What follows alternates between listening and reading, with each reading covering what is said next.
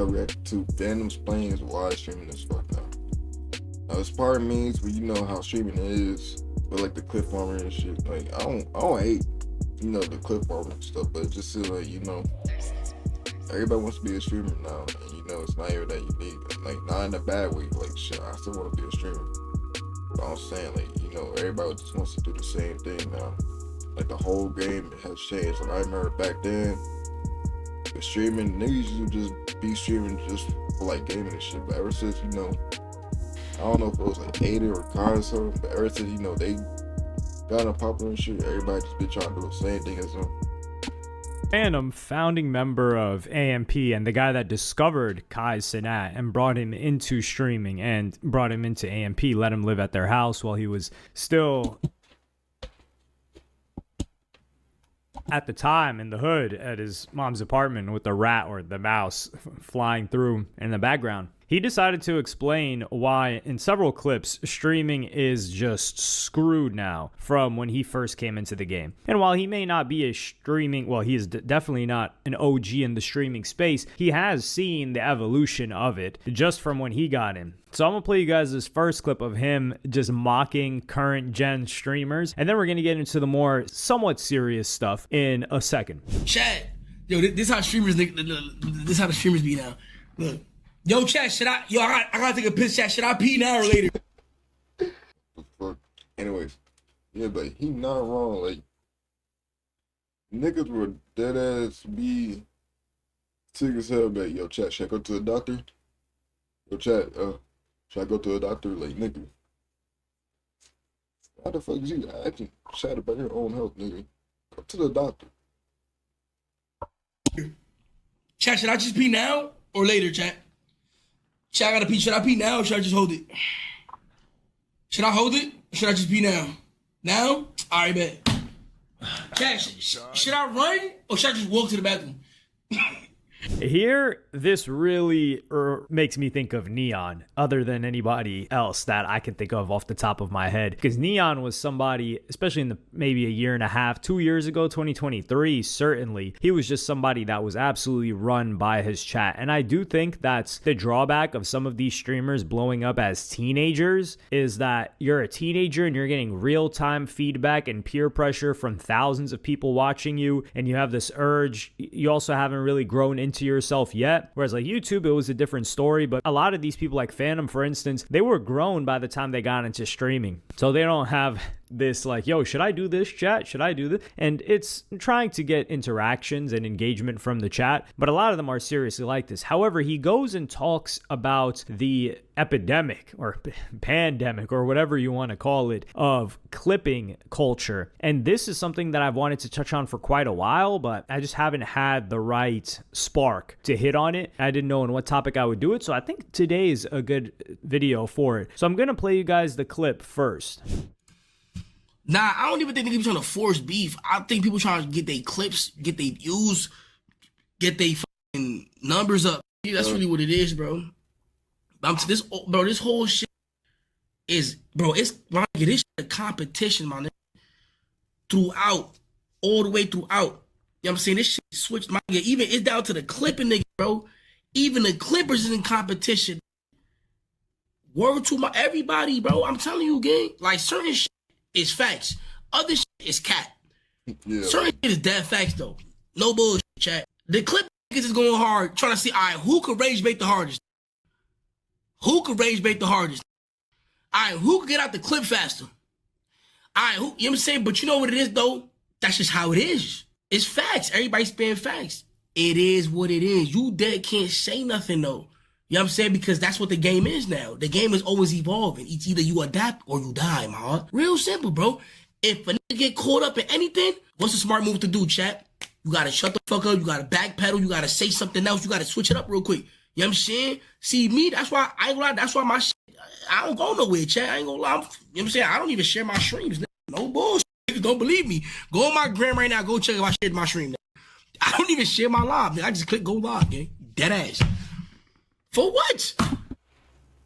Yeah, honestly, like, this nigga doesn't even need to share his stream and shit. Like, he's that much of a big, streamer. He don't need to share that shit. He can just go live on Twitch and niggas will see that shit on the notification anyway. Be going mad hard, bro. It's too much. It's too much animosity. It's mad shit going on. They said y'all ruined streaming. How did I ruin streaming? How? Be real with yourself.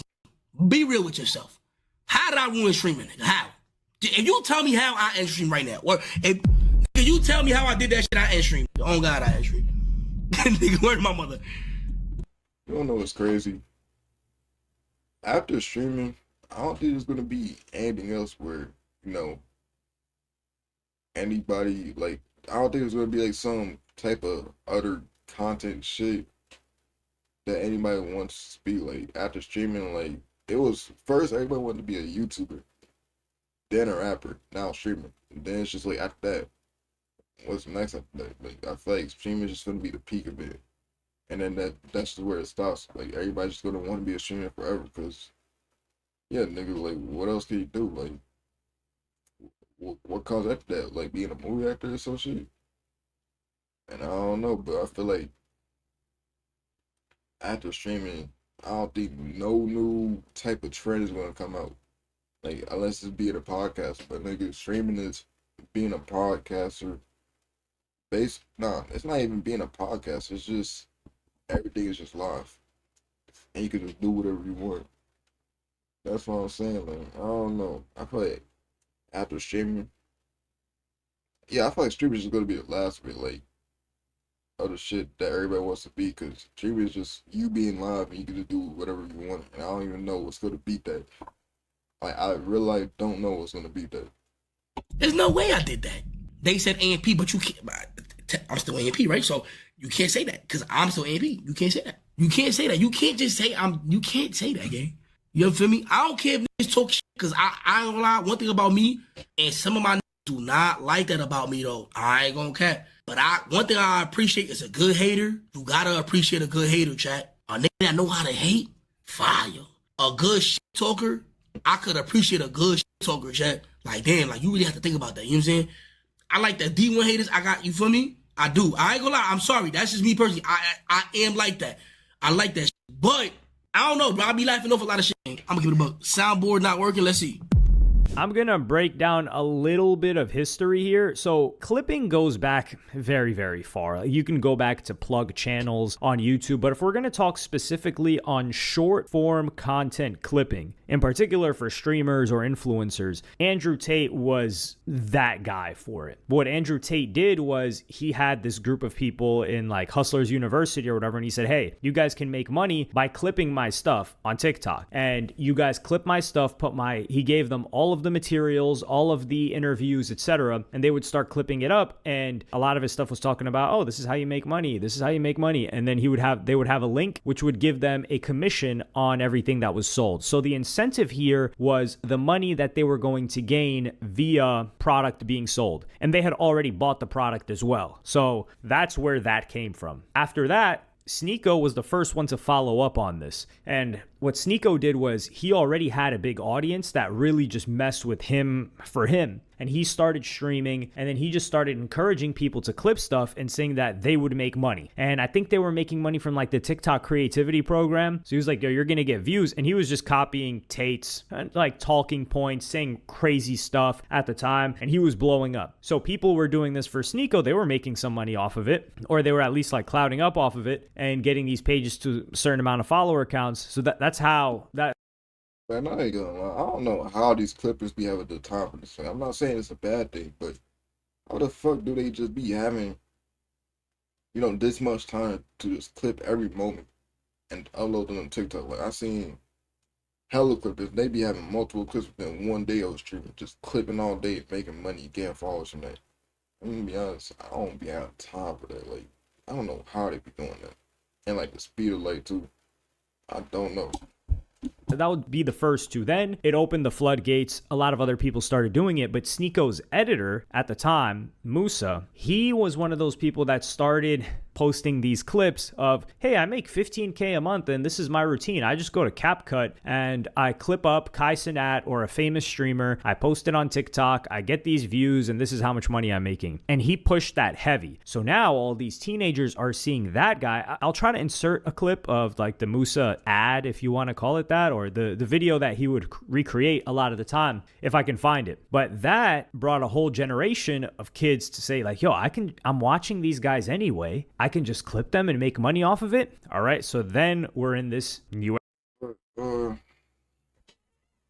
Wasn't your Rage the first plug channel to start doing that? I thought he was the one that made it, you know, popular, like being a plug channel. I'm not saying what Rage did was bad, but I thought he was the one that made it, you know, popular, just being a plug channel and clipping. I don't know. Era. And what happens after this period of time is a lot of them start getting claimed. So if they were uploading on YouTube, things like that, YouTube stopped monetizing channels that were just regurgitated content. So if you weren't Sneeko, but you were posting Sneeko clips, you weren't going to get monetized. So the incentive wasn't there, because for people that were clipping like a Kai Cenat or something, it wasn't Andrew Tate where they were getting sales off of a product and they got commissioned that way. They only got it from the monetization on the views. This is where it comes in that people started paying streamers because they realized the value of, or streamers started paying clippers because they realized the value of a clipper. Because if a clipper can take good clips from their stuff, or many clippers, an army of them, then they can spread it everywhere and they will in turn be more famous, more popular, and people will transfer to their streams. Some people did this on their own, like Jinxie, for example. He was a streamer that just clipped up his own stuff on his own page, and he grew that way. And then clippers started doing it for him, but I don't think he paid. But certain individuals, I'm not going to put the names out there, they started to create like clipping services or Discords where they would charge people and be like, hey, for this amount of money,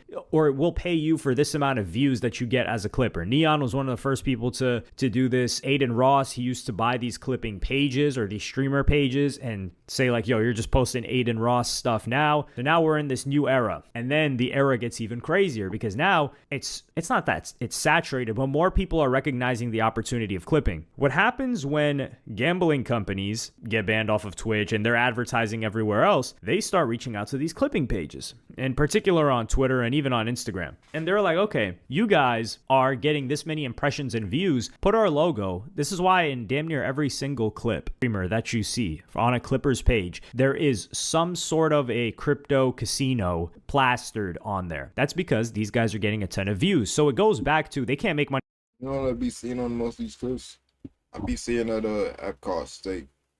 A lot of niggas be using that shit. That's one that I be seeing Off of AdSense because it's regurgitated content. They may not be getting paid as much from the streamers, right? And then now what's going to pay them the most is the gambling. So the more views and impressions they can get for this gambling sponsor, the more money that they're going to get paid. So now what is the incentive for the Clippers? The Clippers incentive is to get the best clips possible that are going to and by best, it means what's going to generate the most engagement, the most views, the most comments, the most replies, in particular on Twitter. And what does that? Rage bait content. So stoking beef, stoking the flame of things like that. And the more Clippers recognize these opportunities, Clippers have to get more creative with headlines. Think about them like Clippers now, I would say, are the equivalent of the National Enquirer or a TMZ. So if you guys are unfamiliar, the National Enquirer was the best, I believe it was the best-selling magazine for years upon years. And people were embarrassed to say that they read it. But it was still, no one would say, the meme was, there wasn't even a meme back then. But the joke was that nobody reads the National Enquirer, but everybody reads the National Enquirer because nobody admits it, but how was it still the number one best-selling? But the National Enquirer was known for having headlines that were just salacious headlines based on celebrities. And then TMZ, of course, is the online version. National Enquirer used to be like at the grocery store checkout line, things like that. TMZ became the digital version of that. You could say Perez Hilton at the same time too.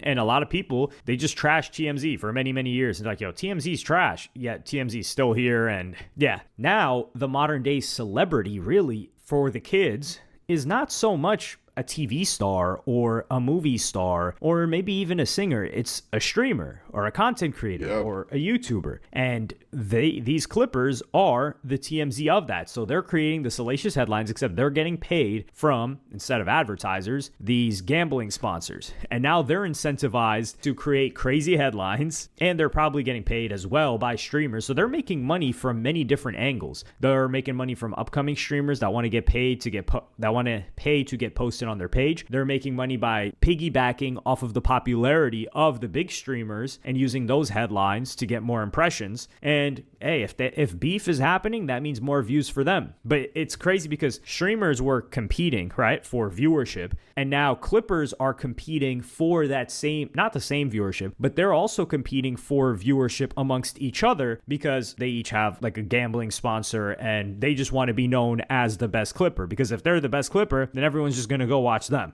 So we've got a full-on industry building right before our eyes. I don't know if the word beautiful is the right word to use, but it's something to marvel at, that's for certain. And it's only developing quicker. And Fanum is right, where he's like, yo, if you cannot adapt fast enough, you're cooked. Now, a lot of these streamers that have been here for a long time, they'll always stay at their level but they're just not going to gain new viewers. And not everybody wants.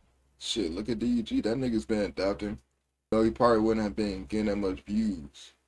I don't want to start no beef.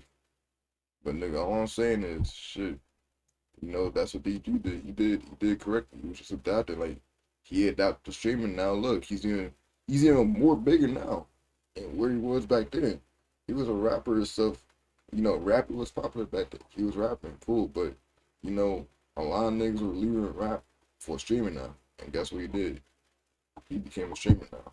Now he's even more bigger now. Wants that. But if somebody wants to stay at the top of streaming, all of these things, they have to be. They say no hate. I don't want to start no beef.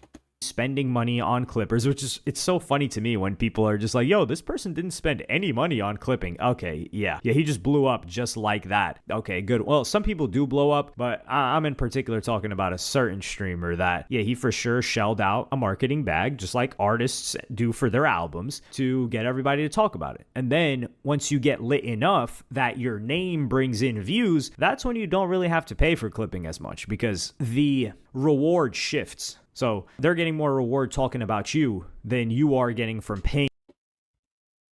Yeah, but that's it for the video. If you like the video, like, subscribe for all my socials, and I'm see y'all next time.